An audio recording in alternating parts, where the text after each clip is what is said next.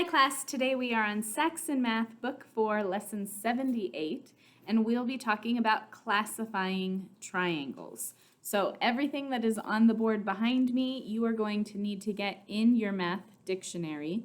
But before you do that, I want to talk about these just a little bit. So here we have an obtuse triangle. In an obtuse triangle, only one angle is obtuse. There's a reason for that. What happens if I try to create a triangle with two obtuse angles? Well, I'll start with one obtuse angle here, right? If I put another obtuse angle, remember obtuse is anything bigger than 90 degrees. So this angle is going to have to open out that way. I can't make a triangle because a triangle only has three sides. There is no triangle in existence that has more than one obtuse angle. Because when you have more than one obtuse angle, you're going to need a fourth side to close that shape. So obtuse triangles, there is only one obtuse angle. If you see a triangle and it has any of its angles that are open more than 90 degrees, then you say, oh, that's an obtuse triangle. Our second kind, you guys have seen these many, many times before. A right triangle has one right angle, very similar to the obtuse triangle. If I create a right angle here, and then I want to give it another right angle, well, it's not a triangle anymore. It would need a fourth line to be able to turn it into a closed shape, and triangles only have three sides. So obtuse triangles, right triangles, only have one angle that fit that description.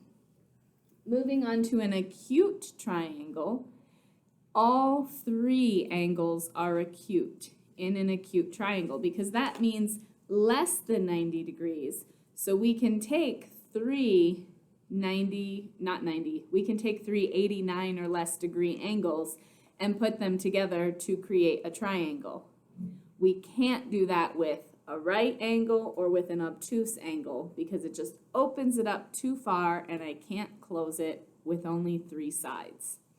But an acute triangle has three acute angles. So my triangles in blue up here are classified. What does it mean to classify? It's kind of like sorting. We put them into groups of like objects. So we've created names for triangles that are similar to this, obtuse triangles, triangles that have a right angle, we've got a name for that, and triangles that have three acute angles. Those are the names for those types of triangles, and my blue triangles here classify triangles based on their angles. We're not really looking at the sides, we're only looking at how big are the angles of my triangle. My purple triangles down here classify them based on their side lengths. So if you look over here at the equilateral triangle, all three sides are the same, equal. Equilateral is a triangle where three sides are all the same. An isosceles triangle in the middle, that has two sides that are the same. You can see just these two are the same length, and then the bottom one is a different length. So that's called isosceles. And a scalene triangle classifies it based on length. If you have a triangle where all three sides are different lengths, then you have a scalene triangle. Now, there is a relationship between angles and side lengths. And so here's what I want to show you. This will be more important as you get into higher grades of math, but it's a pretty simple concept that I would like for you to tuck away into your background knowledge so that when you get into high school geometry, you're like, oh yeah, I remember that the angle controls the side length. So here's what I want you to do. Put your hands together like this, and you're going to pretend that your palms right at your wrist. They're attached. Can't go anywhere. So that is your angle. Your palms right here, that's the angle that we're looking at. You can do a right angle, maybe like that. You can do an obtuse angle. You can do an acute angle. But that's the angle your wrists are attached. Now imagine that there is a string or a line that goes from fingertip to fingertip. So as I make a teeny tiny little acute angle, that string is very, very short. As I open it up, it gets longer and longer and longer until I've got about as obtuse of a triangle as I can create, and that imaginary line, that side that connects my fingers, is as long as it can possibly be. The angle controls the opposite side length. If I have a teeny tiny angle, this opposite side is short. It's little. If I have a big angle, that opposite side is really big. So there's a relationship between the angle here and the length of the side across from it. So let's take a look at the equilateral triangle. If I have a triangle where all three sides are the same length, and I know that the angle controls the length of the side, what does that tell me about my angles? Well, if these sides are the same, then the angles must also be the same, because if I had a bigger angle, it would create a bigger side. If I had a smaller angle, it would create a smaller side.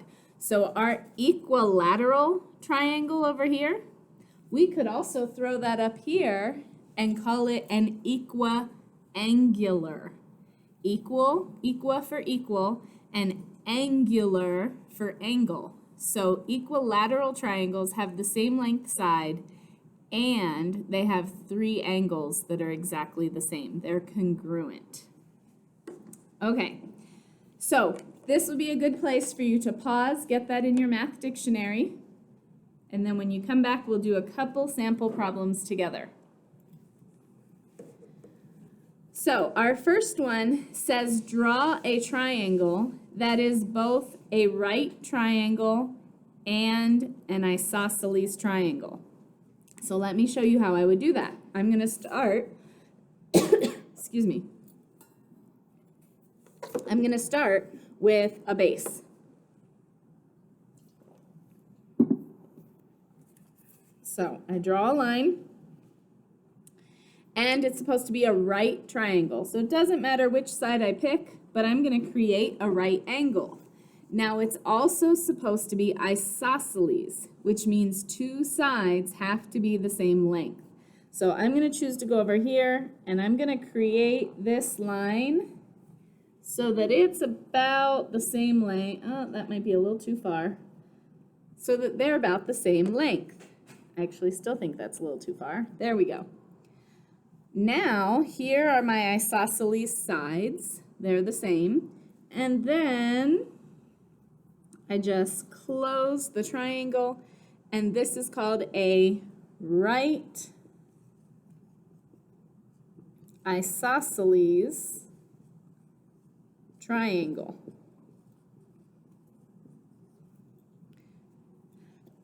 Because it has both a right angle and isosceles